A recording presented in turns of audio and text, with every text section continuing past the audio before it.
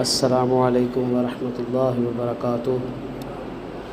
الحمد للہ وحدہ والصلاۃ والسلام علی من لا نبی بعدہ۔ الحمد للہ نحمدہ ونستعینہ ونستغفرہ ونعوذ باللہ من شرور انفسنا ومن سیئات اعمالنا، من یہدہ اللہ فلا مضل لہ ومن یضلل فلا ہادی لہ، واشہد ان لا الہ الا اللہ وحدہ لا شریک لہ، واشہد ان محمدا عبدہ ورسولہ صلی اللہ علیہ وآلہ وازواجہ وصحبہ وسلم ومن والاه وبعد۔ قال اللہ تبارک وتعالی فی القرآن المجید بعد اعوذ باللہ السمیع العلیم من الشیطان الرجیم، یا ایھا الذین آمنوا اتقوا اللہ حق تقاتہ ولا تموتن الا وانتم مسلمون۔ یا ایھا الناس اتقوا ربکم الذی خلقکم من نفس واحدہ وخلق منها زوجها وبث منهما رجالا كثيرا ونساء واتقوا الله الذي تساءلون به والارحام ان الله كان عليكم رقيبا۔ يا ايها الذين امنوا اتقوا الله وقولوا قولا سديدا يصلح لكم اعمالكم ويغفر لكم ذنوبكم ومن يطع الله ورسوله فقد فاز فوزا عظيما۔ اما بعد فإن خير الحديث كتاب الله وخير الهدي هدي محمد صلى الله عليه وسلم وشر الأمور محدثاتها فإن كل محدثة بدعة وكل بدعة ضلالة، الضلالة في النار۔ اللهم صل على محمد وعلى آل محمد كما صليت على إبراهيم وعلى آل إبراهيم إنك حميد مجيد۔ اللهم بارك على محمد وعلى آل محمد كما باركت على إبراهيم وعلى آل إبراهيم إنك حميد مجيد۔ رب اشرح لي صدري ويسر لي أمري واحلل عقدة من لساني يفقهوا قولي رب زدني علما۔ اللهم انفعنا بما علمنا وعلمنا ما ينفعنا وزدنا علما۔ قال الله عز وجل في كلامه بعد أعوذ بالله السميع العليم من الشيطان الرجيم من حمزه ونفخه ونفثه، يا أيها الذين آمنوا لا تقدموا بين يدي الله ورسوله واتقوا الله ان اللہ سمیع علیم۔ وفي مقام آخر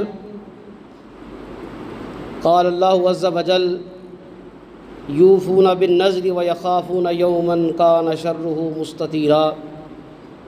قال النبی صلی اللہ علیہ وسلم الجنۃ اقرب الی احدکم من شراک نعلہ والنار مثل ذلک او کما قال رسول صلی اللہ علیہ وسلم۔ دین اسلام دو چیزوں کا ماخذ اور منبع ہے، وہ دو اشیاء، وہ دو اہم جز جو ہیں وہ اللہ کا کلام اور نبی کریم صلی اللہ علیہ وسلم کی سنت ہے۔ خطبہ حجۃ الوداع کے موقع پر سورہ مائدہ کی جب یہ آیات نازل ہوئیں، الیوم اکملت لکم دینکم واتممت علیکم نعمتی ورضیت لکم الاسلام دینا، آج کے دن ہم نے تم پر دین مکمل کر دیا۔ ان آیات کے اندر بشارت بھی ہے اور اللہ کی طرف سے ایک حکم قطعی بھی ہے، ایبسولیوٹ آرڈر ہے، یعنی جو دین اللہ نے نازل کرنا تھا محمد صلی اللہ علیہ وسلم کے ذریعے تم تک اللہ نے پہنچانا تھا، وہ دین مکمل ہو چکا۔ اب آج کے بعد جو بات شامل کوئی کرے گا وہ دین نہیں ہوگا، اس کا دین سے کوئی تعلق نہیں۔ اور اللہ کے ہاں کیا ہے؟ وَرَضِيتُ لَكُمُ الْإِسْلَامَ دِينًا، اللہ نے تمہارے لیے پسند کس کو کیا ہے؟ جو نظام ہے، جو تمہاری دنیا میں بھی تمہاری مدد ہوگی، جس سے آخرت میں بھی تمہاری معاونت ہوگی، دنیا بھی کامیاب ہوگی آخرت بھی کامیاب ہوگی، وہ نظام دین اسلام اللہ کے ہاں تمہارے لیے پسندیدہ ہے۔ مَن یبتغی غیر الاسلام دینا فلا یقبل منہ، ایک مقام پر تو یہاں تک فرما دیا جو دین اسلام کے خلاف کوئی کام کرتا ہے اللہ اس سے قبول نہیں کرے گا۔ ان آیات کا معنی و مفہوم کیا ہے؟ اللہ دین کو نازل کرنے والا، اللہ کی وہ ذات ہے جو احکامات نازل کرنے والی ہے، اور ان احکامات کو سمجھانے کی ذمہ داری اللہ کے رسول کی ہے صلی اللہ علیہ وسلم کی۔ جناب محمد صلی اللہ علیہ وسلم نے دین کو پہنچا دیا، اور اسی موقع پر رسول اللہ صلی اللہ علیہ وسلم نے کم و بیش 1.5 لاکھ کے قریب صحابہ اکرام کا مجمع تھا، ان سب کو مخاطب کر کے فرمایا کہ اے میرے اصحاب، کیا میں نے تم تک اللہ کا پیغام پہنچا دیا؟ سب نے کہا اشہد، ہم گواہی دیتے ہیں، ہم اس بات کے گواہ ہیں کہ آپ نے اللہ کے دین کو ہم تک پہنچا دیا ہے۔ جو فرامین، جو احکامات، جو عبادات، جو مالی معاملات، جو معاشی معاملات، معاشرتی معاملات، عائلی زندگی، خاندانی زندگی کے جو احکامات ہیں، آپ نے ہم تک پہنچا دیا۔ اللہ کے رسول نے فرمایا اے اللہ، آپ گواہ رہیے کہ میں نے آپ کا پیغام پہنچا دیا۔ اب جو شخص دین میں کوئی نئی بات نکالے گا اس کا دین اسلام سے کوئی تعلق نہیں۔ سورہ حجرات میں اللہ تعالیٰ بڑی اہم اور بڑی سخت بات بیان فرماتے ہیں، اور بڑے سادہ الفاظ میں، یا ایھا الذین آمنوا لا تقدموا بین یدی اللہ ورسولہ، اے ایمان والو، اے ایمان کے دعوے دارو، اے قال اللہ و قال الرسول کی باتیں کرنے والوں، اطیعوا اللہ و اطیعوا الرسول کے اعلانات کرنے والوں کہ ہم اللہ اس کے رسول کو مانتے ہیں، اللہ اس کے رسول کی مانتے ہیں، اللہ اور اس کے رسول صلی اللہ علیہ وسلم کی اطاعت کرتے ہیں۔ اللہ فرماتے ہیں لا تقدموا بین یدی اللہ، ایک بالشت بھی اس سے آگے نہ بڑھو جو اللہ و رسول ہی، اس کے رسول کے احکامات ہیں۔ یعنی تم نے ایمان کا دعویٰ کیا ہے، اب اس دعوے کی ذمہ داری کیا ہے؟ جو بات اللہ اور اس کے رسول نے فرمائی ہے اس کے علاوہ کوئی کام نہیں کرنا۔ وہ جو بات دین کی تکمیل پر اللہ نے کی تھی، وَرَضِيتُ لَكُمُ الْإِسْلَامَ دِينًا، اللہ نے دین اسلام کو تمہارے لیے بطور مذہب، بطور دین پسند کیا ہے۔ اس کی یہ وضاحت اس آیت میں کہ دین اسلام جو قرآن اور سنت کے ذریعے تم تک پہنچا ہے، اس کے علاوہ کوئی کام کرو گے اللہ اور اس کے رسول کی نافرمانی ہوگی۔ اور قرآن میں اللہ نے کیا فرمایا؟ وَمَن يَعْصِ اللَّهَ وَرَسُولَهُ فَقَدْ ضَلَّ ضَلَالًا مُبِينًا، جو اللہ اور اس کے رسول کی نافرمانی کرے گا وہ ضلالتوں میں، گمراہیوں میں، اندھیروں میں ڈال دیا جائے گا، جہنم اس کا مقدر بن جائے گا، اللہ کی ناراضگی، اللہ کا غضب، اس کا خامیازہ اس کو بھگتنا پڑے گا۔ آگے اللہ فرماتے ہیں واتقوا اللہ، اللہ کا تقوی اختیار کرو، یعنی ہر وقت اللہ سے ڈرتے رہو، ہر معاملے میں، ہر بات میں، ہر نیکی میں، ہر عبادت میں، ہر دنیاوی معاملے میں، دینی معاملے میں اللہ کا ڈر رکھو۔ ان اللہ سمیع علیم، بے شک اللہ تعالیٰ سننے والے اور علم رکھنے والے ہیں۔ اب اللہ نے یہاں پر ان دو صفات کا ذکر کیا، سمیع اور علیم۔ اللہ تعالیٰ اپنے بندے کی بات کو اس طرح سنتا ہے جیسے کوئی نہیں سنتا۔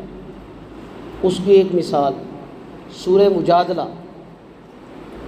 اس کی ابتدا میں ایک عورت آ کے نبی کریم صلی اللہ علیہ وسلم کی بارگاہ میں اپنا استغاثہ لے کے آئی، مقدمہ لے کے آئی کہ میرے خاوند نے مجھے یہ کہہ دیا ہے کہ تو میری ماں جیسی۔ اب عرب میں اس کو طلاق کی ایک قسم سمجھا جاتا تھا۔ مجادلہ عربی زبان میں کہتے ہیں لڑائی جھگڑا کرنا، کسی سے بحث و تکرار کرنا۔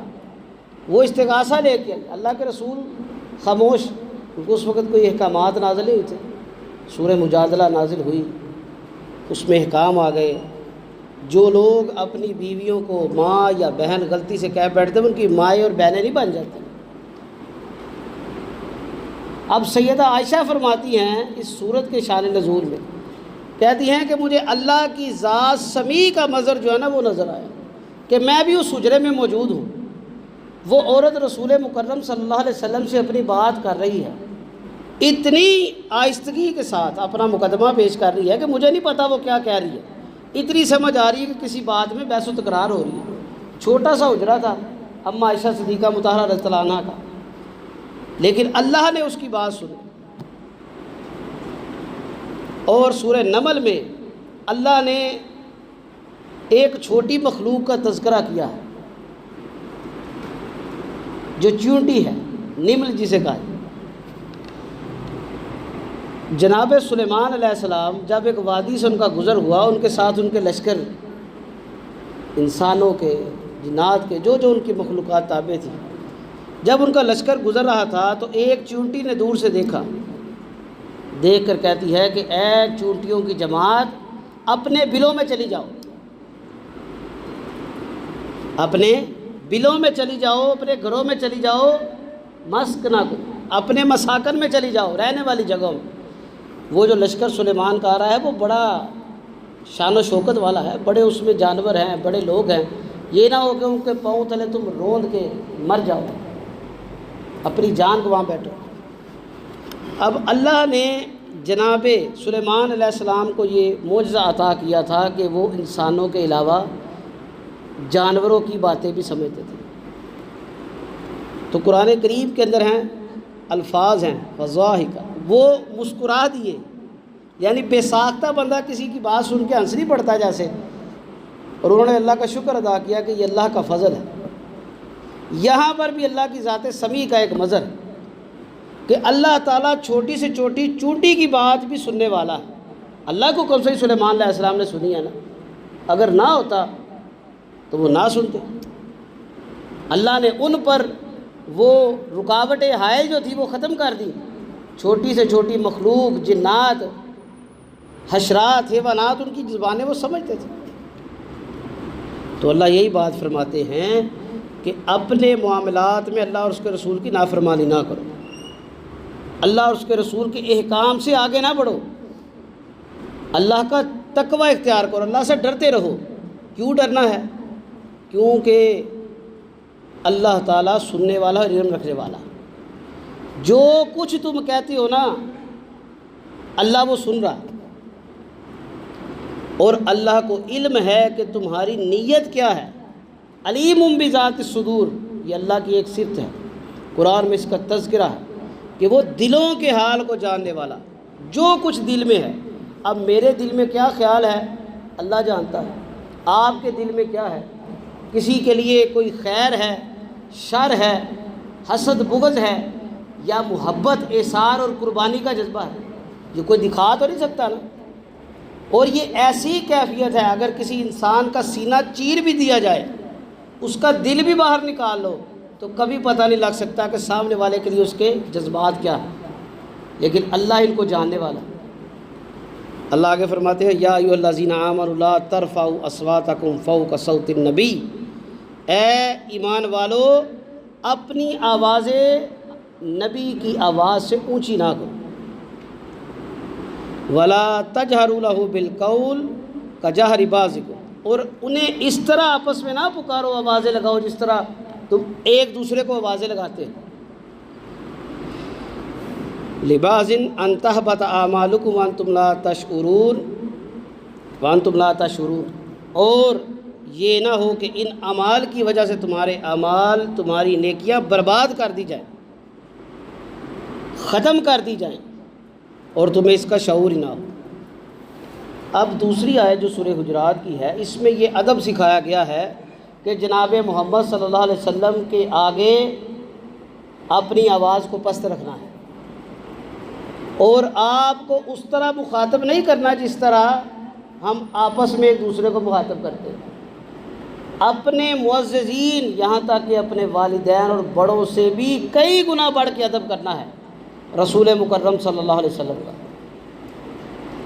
اور اس ادب کا سب سے بہترین تقاضا جو ہے، جو صحابہ نے سیکھا آگے ہم تک پہنچایا، جب بھی اللہ اور اس کے رسول کی کوئی بات آئے اس وقت فوری طور پر سر تسلیم خم کر لیا، سر جھکا دیا جائے، ٹھیک ہے، سمعنا و اطعنا، ہم نے سنا، ہم نے اطاعت کی، میرے والد نے یہ بات کی ہے، میرے امام نے یہ بات کی ہے، میری مسجد کے خطیب نے یہ بات کی ہے، میرے مفتی صاحب نے یہ فتویٰ دیا ہے، اگر اس فتوے، اس بات، اس حکم کے بعد کوئی حدیث مل جاتی ہے رسول اللہ صلی اللہ علیہ وسلم کی جو اس کے مخالف ہے، اس کو نہیں ماننا۔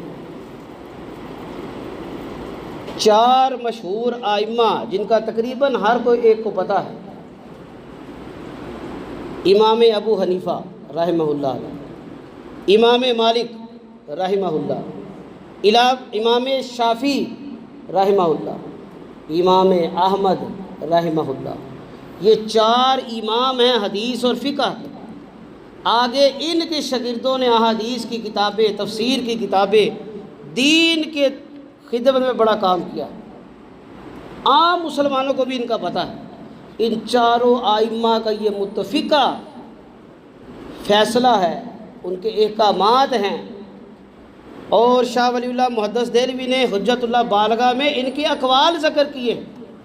وہ ذکر کر کے کیا فرماتے ہیں کہ ان کا ایمان اور عقیدہ یہ تھا کہ جب بھی کوئی صحیح حدیث آئے، ہمارے مسئلے کے مخالف میں کوئی حدیث آ جائے، کوئی قرآن کی آیت آ جائے، کوئی قرآن و سنت کا فہم ایسا ملے جو ہمارے فہم کے مخالف ہے، تم نے اس فہم کو لینا ہے جو قرآن اور سنت کے مطابق۔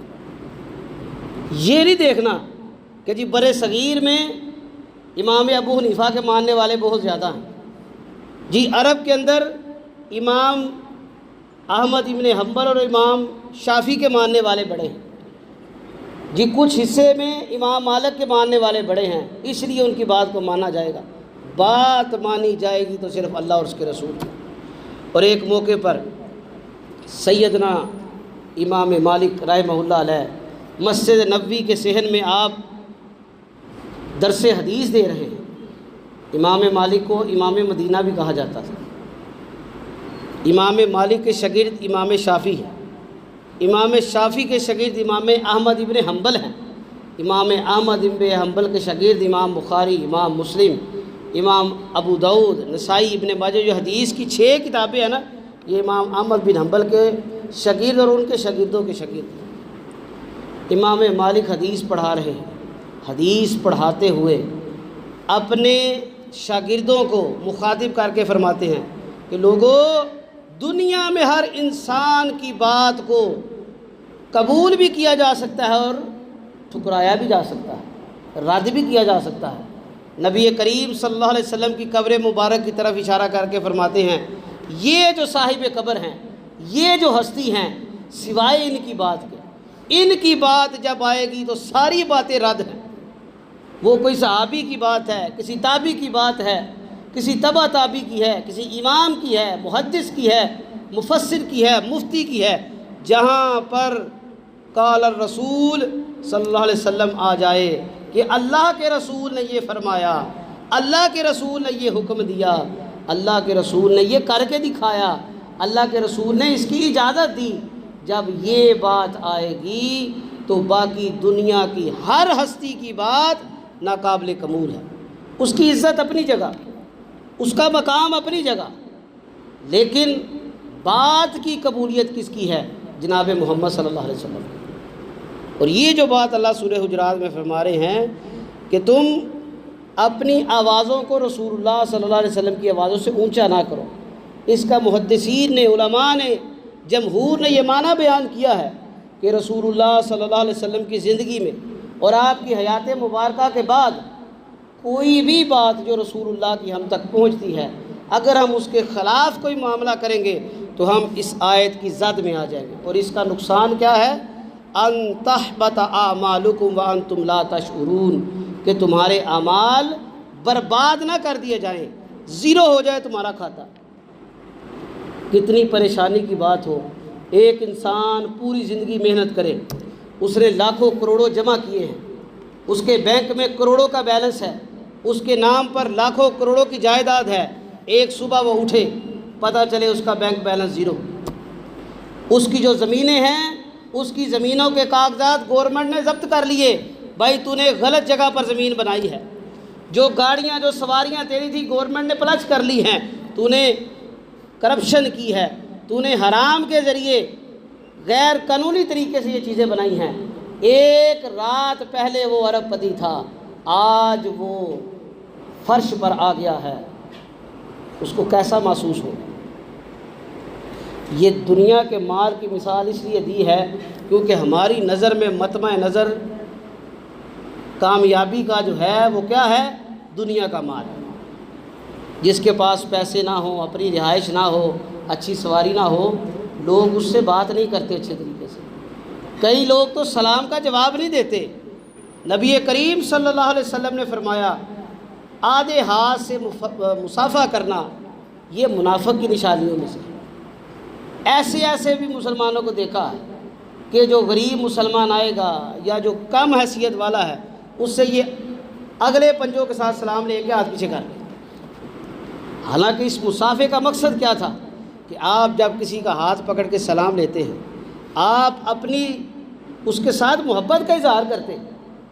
اگر تو کوئی بیماری یا کوئی عذر نہیں ہے، کسی کو کوئی تکلیف نہیں ہے، جیسے پچھلے چند سال قبل کرونا کا مسئلہ تھا، ایک طبی مسئلہ تھا، تب معانقہ کرنا، مصافحے کرنے سے منع کیا گیا، اس کی تو رخصت ہے۔ لیکن کوئی پریشانی نہیں ہے، کوئی بیماری نہیں ہے، اس کے باوجود صرف سامنے والے کی مالی حیثیت کو دیکھ کر، اس کے رتبے کو کم تر جان کر اس سے مصافحہ نہ کرنا، اس کی سلام کا جواب نہ دینا، یہ کیسی دینداری ہے؟ یہ ایمان تو نہیں ہے، یہ محبت تو نہیں ہے، یہ اسلام نہیں ہے۔ اور آج ہمارا یہ وتیرہ بنا ہے۔ یقین جانیے بڑی دفعہ ایسے دیکھا اور ایسا ہوا بھی ہے، کئی لوگوں سے سلام لی ہے، بڑے نمازی ہیں، اصل تو تکلیف کی بات یہ ہوتی ہے کہ بندہ بے نماز ہے تو پتہ ہے ٹھیک ہے وہ بے نماز ہے، وہ اللہ کی گرفت میں ہے، اللہ کی پکڑ میں ہے، اللہ کا اس پر سختیاں، عذاب اس کے اوپر، اللہ کے غضب کا وہ شکار ہے۔ لیکن ایک بندہ نماز پڑھتا ہے، اور نماز پڑھ کے اپنے دل کے اندر بغض رکھتا ہے، سامنے والے کو حقیر جانتا ہے۔ اللہ نے ہمیں کس بات کا حکم دیا؟ اسی سورہ حجرات میں ہے، ان اکرمکم عند اللہ اتقاکم۔ اللہ کے ہاں بہترین کون ہے، کامیابی کس کی ہے، عزت کس کی ہے؟ جو متقی ہے، جو اللہ سے ڈرنے والا ہے، جس کو اللہ کہتے ہیں واتقوا اللہ، اللہ سے ڈر، اللہ کا تقوی اختیار کر۔ وہ کہتا ہے اتق اللہ، اللہ میں نے تیرا تقوی اختیار کیا۔ وہ سر تسلیم خم کرتا ہے، وہ قدم قدم پر اللہ سے ڈرتا ہے، یہ بندہ اللہ کے ہاں محبوب ہے۔ نبی کریم صلی اللہ علیہ وسلم کی ایک حدیث ہے، آپ نے فرمایا الجنۃ اقرب الی احدکم من شراک نعلہ والنار مثل ذلک۔ اب حدیث تو بڑی چھوٹی ہے، صحیح بخاری کے اندر ہے 6488 نمبر 6488۔ آپ نے فرمایا کہ جنت تم میں سے ہر ایک کے جوتے کے تسمے سے بھی زیادہ قریب ہے، اور اسی طرح جہنم۔ اس بات کو ذرا غور سے سنیے گا، جنت ہر ایک کے جوتے کے تسمے سے بھی زیادہ قریب ہے، اور اسی طرح جنت جو ہے، جہنم اور جنت میں جانے کا فاصلہ کتنا ہے؟ ایک جوتے کے تسمے سے بھی کم۔ جوتے کا تسمہ کتنا ہوتا ہے؟ چھوٹا سا ہوتا ہے، 10 15 20 گرام کا ہوگا، بڑا بھی اچھا 30 گرام کا ہو جائے گا، نہ اس کی کوئی لمبائی چوڑائی ہے، نہ اس کا کوئی وزن ہے۔ یہ بات بیان کرنے کا مقصد کیا تھا؟ مقصد یہ تھا کہ اللہ کی بارگاہ میں ایک چھوٹے سے چھوٹا عمل بھی انسان کو جنتی بنا دیتا ہے، اور ایک چھوٹے سے چھوٹا عمل بھی جہنمی بنا دیتا ہے۔ یہ سورہ حجرات کی ابتدائی آیات میں اللہ اور اس کے رسول کی اطاعت، فرما برداری، ادب اور تقوی اور اطاعت بیان کرنے کا مقصد کیا تھا؟ کہ ہم اس بات کو ذہن نشین کریں کہ جنت کو حاصل کرنا کوئی اتنی آسان بات نہیں ہے۔ ہم لوگوں نے جو سمجھ لیا ہے نا کہ چند وظائف پڑھ لو، چند نیکیاں کر لو تو جنت پکی۔ کس لیے جی؟ ہم مسلمانوں کے بچے ہیں، ہم مسلم معاشرے میں رہتے ہیں، ہم مسجدوں میں نمازیں پڑھتے ہیں، جمعے پڑھتے ہیں، ہم تو پکے جنتی ہیں۔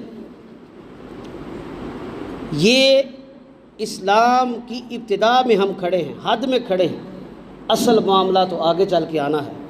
وہ معاملہ کیا ہے؟ اللہ اور اس کے رسول کی اطاعت کا۔ اللہ تعالیٰ قرآن کریم کے اندر فرماتے ہیں قل ان صلاتی و نسکی و محیای و مماتی للہ رب العالمین لا شریک لہ وبذالک امرت وانا اول المسلمین۔ پیارے رسول صلی اللہ علیہ وسلم فرما دیجیے بے شک میری نماز و نسکی، میری قربانی، و محیای و مماتی، میرا جینا میرا مرنا للہ رب العالمین، اس اللہ کے لیے ہے جو تمام جہانوں کا پالنے والا رب ہے۔ رب کس کو کہتے ہیں؟ کبھی آپ نے جانا ہے رب کس کو کہتے ہیں؟ ہمیں کیا بتایا گیا؟ پروردگار، پالنے والا، رزق دینے والا، یہ بھی اس کے معنی ہے۔ عربی زبان کے اندر رب کو کس طرح بیان کیا جاتا ہے؟ ایسی ذات جو کسی چیز کو پیدا کرے، اس کی ابتدا سے لے کر انتہا تک اس کی آبیاری اور پرورش کرے، اس کی سہولیات میسر کرے، اس کی ضروریات کا اہتمام کرے، اس کے اختتام تک سارے لوازمات کو پورا کرنے والا رب ہے۔ انگلش میں اس کو سسٹینر کہا جاتا ہے رب کو، کہ کسی چیز کے وجود کے لیے جو ذات ضروری ہو وہ رب ہوتی ہے۔ انسان ہے، دنیا میں آنے سے لے کر دنیا میں آنے کے بعد اور دنیا سے جانے تک تمام سہولیات اللہ نے رکھی ہے۔ کیا ماں کے پیٹ کے اندر بچے کا خوراک کا کوئی سسٹم ہے؟ کوئی منہ کے ذریعے بچہ کھا پی سکتا ہے؟ لیکن اللہ نے ماں کے پیٹ کے اندر خوراک کی نالی لگائی ہے، اس کے ذریعے بچے کی نشو و نما ہوتی ہے، بچے کی ہڈیاں بنتی ہیں، بچے کا گوشت بنتا ہے، اس کے اعضاء بنتے ہیں، اس کا دل، جگر، گردے، کان، آنکھیں، ناک، ہر چیز بن رہی ہے، اور ایسی بہترین بن رہی ہے کہ جب وہ پیدا ہوتا ہے تو اس کی اپنے گھر والوں سے مشابہت ہوتی ہے۔ کوئی کہتا ہے یہ باپ کی طرح ہے، کوئی کہتا ہے یہ ماں کی طرح ہے، یہ چھوٹے بھائی سے ملتا ہے، بڑے بھائی سے ملتا ہے۔ اللہ نے اتنی بہترین تشکیل کی، اور دنیا میں جب آتا ہے اس کو بولنا نہیں آتا، اس کو کسی کو بتانا نہیں آتا، صحیح طرح حرکت کرنے نہیں آتی، صرف روتا ہے، ہاتھ پاؤں ہلاتا ہے، اس وقت بھی اللہ بچے کی پرورش، اس کے رزق کا اہتمام کرتے ہیں۔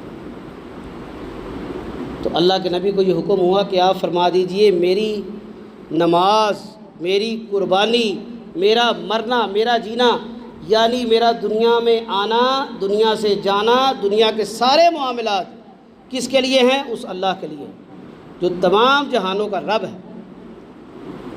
اب اس آیے مبارکہ میں اللہ سبحانہ و تعالی ہر قسم کی عبادت، ہر قسم کی مناجات، دعائیں، حاجات، نظر و نیاز اور کوئی بھی خیر کا کام جو ہے اس کے بارے میں حکم دیتے ہیں کہ وہ کس کے لیے ہے؟ اللہ کے لیے۔ اس کی دلیل نبی کریم صلی اللہ علیہ وسلم نے ایک موقع پر فرمایا، صحیح مسلم کے اندر حدیث ہے، حدیث نمبر 1979 1979، لعن اللہ من ذبح لغیر اللہ، اللہ اس پر لعنت کرے جو کسی غیر اللہ کے لیے ذبح کرتا ہے۔ یعنی اللہ کے علاوہ اگر آپ کسی کے لیے جانور ذبح کریں تو وہ لعنت میں آتا ہے۔ اب یہاں پر ایک سوال آتا ہے، کافروں کی تو سمجھ آ گئی، عیسائی، یہودی، ہندو، غیر مسلم، وہ تو اپنے بتوں کے نام پر ذبح کرتے ہیں، کیا یہ چیز مسلمان بھی کرتے ہیں؟ اللہ تعالیٰ قرآن کریم کے اندر فرماتے ہیں یوفون بالنذر ویخافون یوما کان شرہ مستطیرا۔ سورہ الدہر، سورہ نمبر 76، آیت نمبر 7، ہمارے معاشرے میں پائی جانے والی ایک بہت بڑی برائی اللہ کے علاوہ کسی غیر کی نظر ماننا۔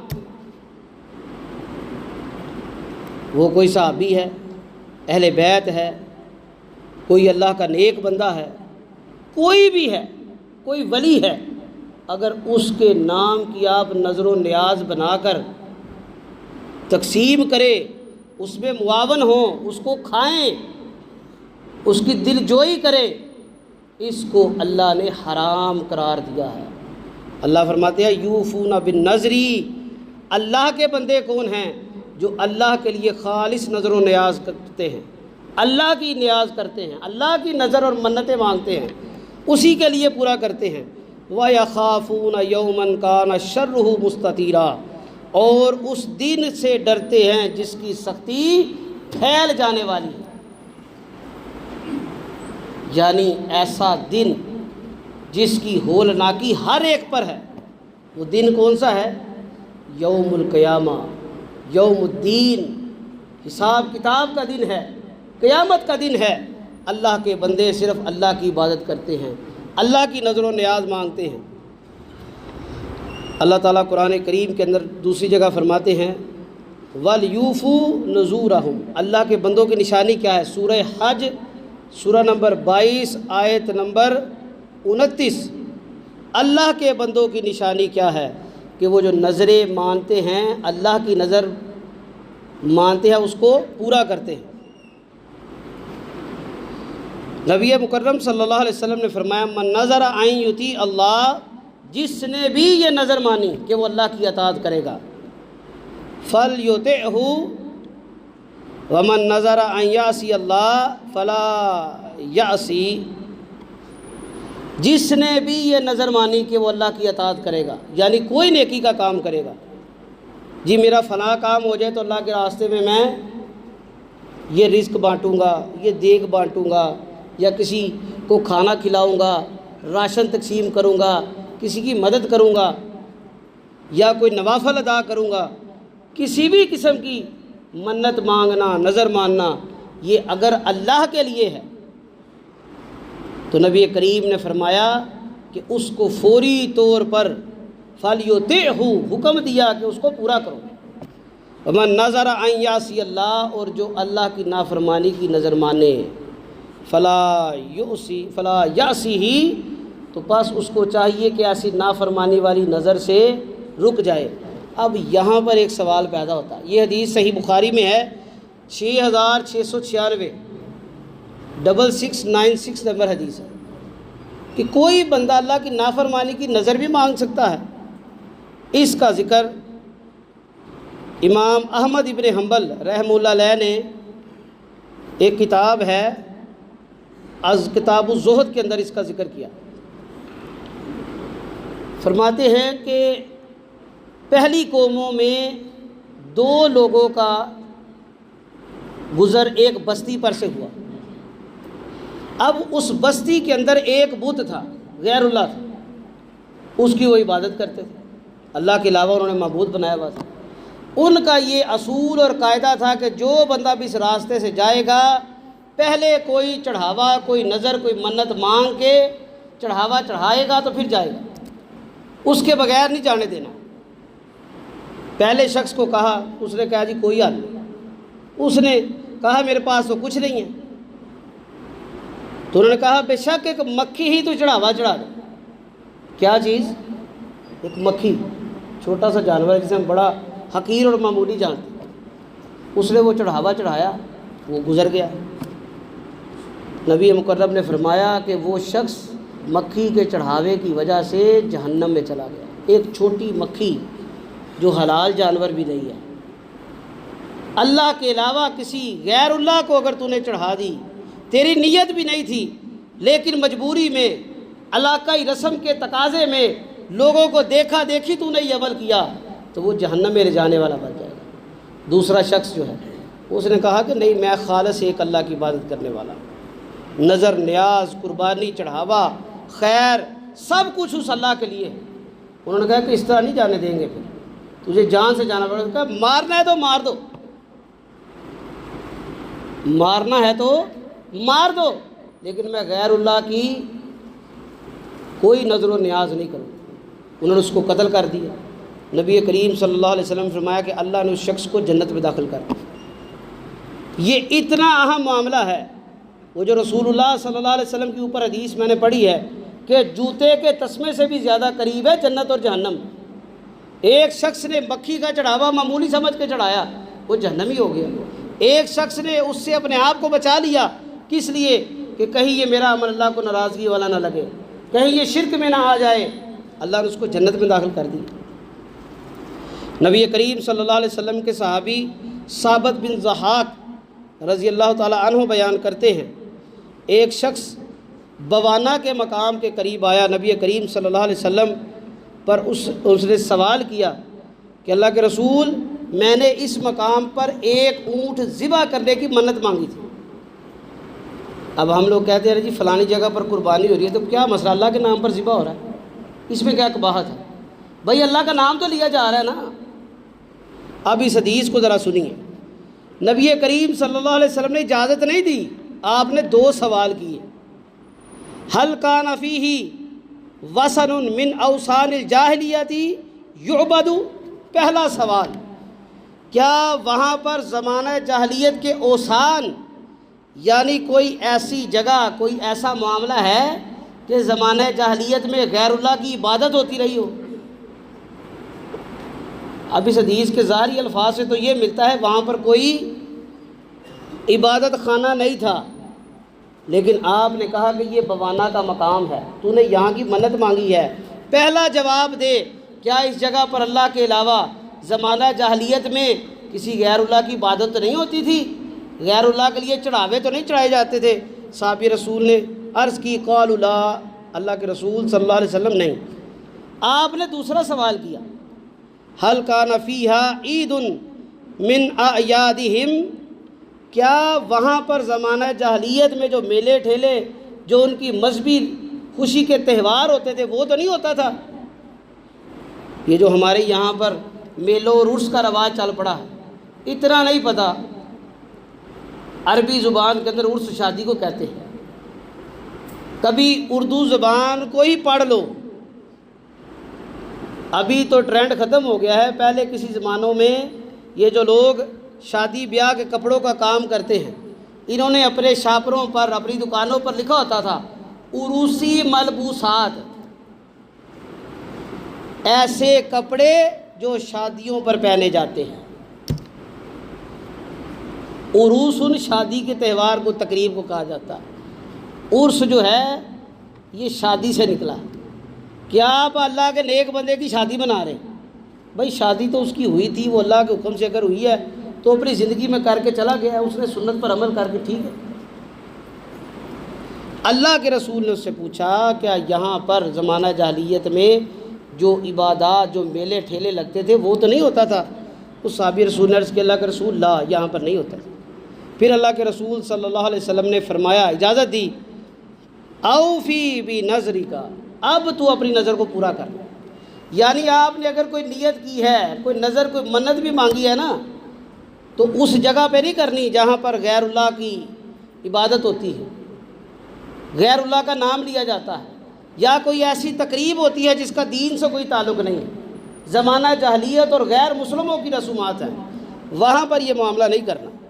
یہ حدیث سنن ابو داؤد کے اندر موجود ہے، حدیث نمبر 3313 3313 ہے۔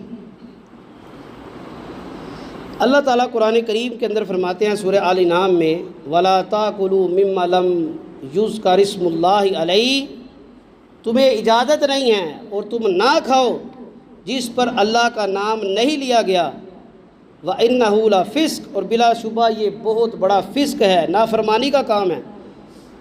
یعنی وہ چیز جس پر اللہ کا نام نہیں لیا جاتا، یہ فلانے کے نام کی نظر ہے، یہ فلاں کی نیاز ہے، یہ فلاں کا چڑھاوا ہے، یہ فلاں کی 11ویں ہے، جو 40واں ہے، جس کا مرضی نام لو، اگر یہ کسی کھانے پر نام لیا جائے، نیت بے شک اللہ کے لیے ہو، لیکن رسول اللہ صلی اللہ علیہ وسلم نے بھی منع کیا، اور آپ سے بڑھ کر کائنات کے مالک نے اس چیز کو منع کیا کہ جس پہ اللہ کا نام نہیں لیا گیا تمہیں اجازت نہیں ہے اس کو نہ کھاؤ۔ وَإِنَّ الشَّيَاطِينَ لَيُوحُونَ إِلَىٰ أَوْلِيَائِهِمْ لِيُجَادِلُكُمْ، شیطان اپنے حواریوں کو اکساتا ہے کہ تم سے لڑے، مجادلہ کرے، کس لیے؟ وہ تمہارا دماغ خراب ہے، تم کہتے ہو یہ کام نہیں کرنا، ہم نے اللہ کے لیے یہ کام کیا ہے۔ یہ محرم کی سنت کیا ہے؟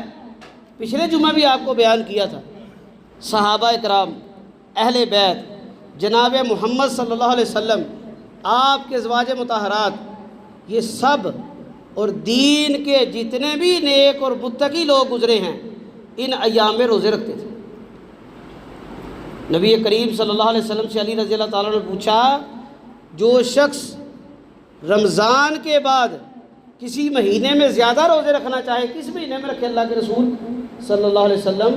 آپ نے فرمایا اللہ کے مہینے محرم کے روزے رکھے۔ 9-10 کا روزہ آپ رکھا کرتے تھے، ہجرت سے پہلے بھی قریش والے بھی رکھتے تھے، ہجرت کے بعد بھی رمضان کے روزے فرض ہوئے، آپ نے فرمایا جس کا دل چاہتا ہے روزہ رکھے 10 محرم کا، جس کو آسانی ہے رکھ لے، جس کو آسانی نہیں ہے یا دل نہیں چاہتا نہ رکھے۔ لیکن اس کی فضیلت کیا بیان کی گئی کہ مجھے اللہ کے ہاں یہ امید ہے کہ یہ 10 محرم کا روزہ 1 سال کے گناہوں کا کفارہ۔ اور ہم کیا کرتے ہیں؟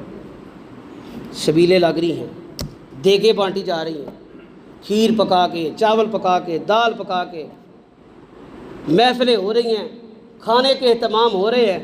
اور کبھی کسی نے یہ بھی فکر کی ہے کہ ان دنوں میں آقا کا عمل کیا تھا؟ سیدنا حسین ابن علی رضی اللہ عنہ، ان کا مقام و مرتبہ یقیناً بہت زیادہ ہے۔ نبی کریم صلی اللہ علیہ وسلم کے بعد آپ کے اہل بیت کا مقام ہے، صحابہ کرام کا مقام ہے رضوان علیہم اجمعین کا۔ لیکن کیا ان کی یہ سنت تھی؟ کیا وہ بے نمازی تھے نعوذ باللہ من ذالک؟ کیا وہ بے روزے دار تھے؟ وہ روزے نہیں رکھتے تھے۔ نبی کریم صلی اللہ علیہ وسلم جن کی وجہ سے، جن کی نسبت سے ان سب کو عزت ملی ہے، حسین ابن علی کا مقام کیسے ہوا کہ وہ نواسۂ رسول ہیں؟ فاطمہ بنت محمد کا مقام کیسے ہوا رضی اللہ عنہا کا کہ وہ دختر رسول ہیں؟ علی المرتضیٰ رضی اللہ تعالی عنہ کا، ابو بکر، عمر، عثمان رضوان اللہ علیہم اجمعین، عبداللہ ابن عباس رضی اللہ عنہ، ان کے مقام کیسے ہوئے؟ یہ عزت والے کیسے بنے؟ سلمان فارسی، انس بن مالک کو مقام کیسے ملا؟ نسبت رسول کی وجہ سے۔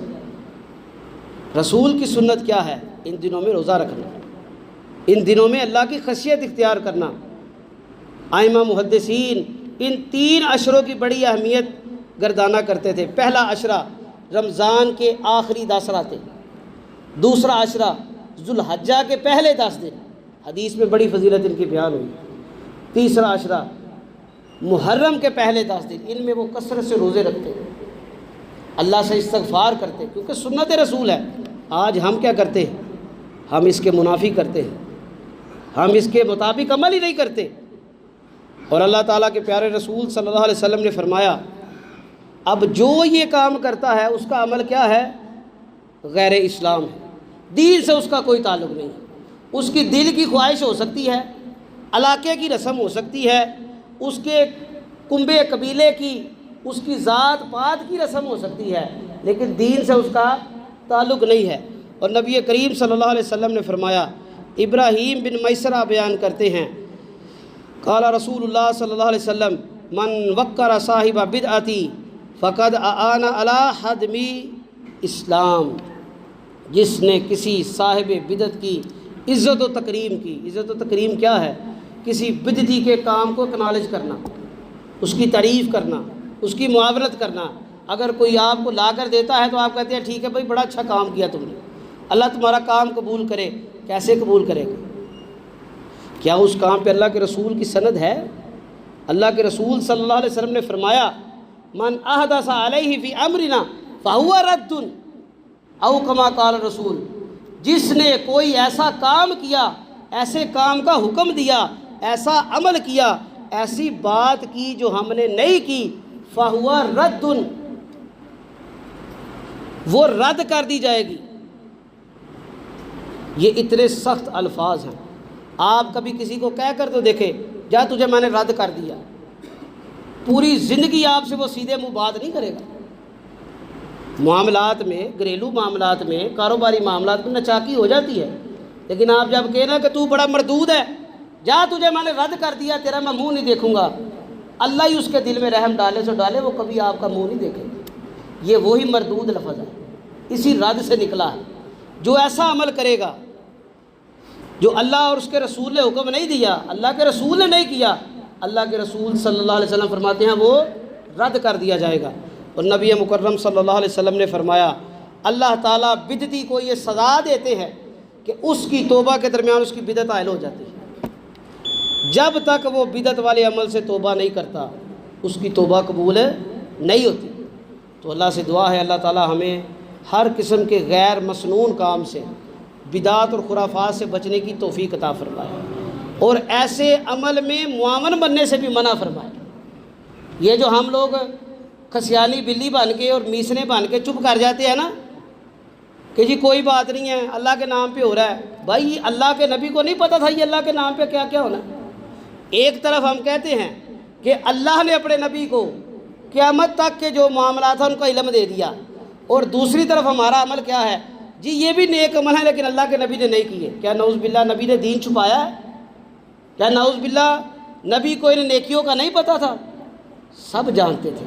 جو حق ہے، جو سچ ہے، جو نیکی ہے، جو عبادت ہے، جو خیر ہے، وہ محمد رسول اللہ بیان کر گئے ہیں، اور جو آپ نے بیان نہیں کیا وہ خیر نہیں ہے۔ اقول قولی ھذا واستغفر اللہ لی ولکم ولسائر المؤمنین۔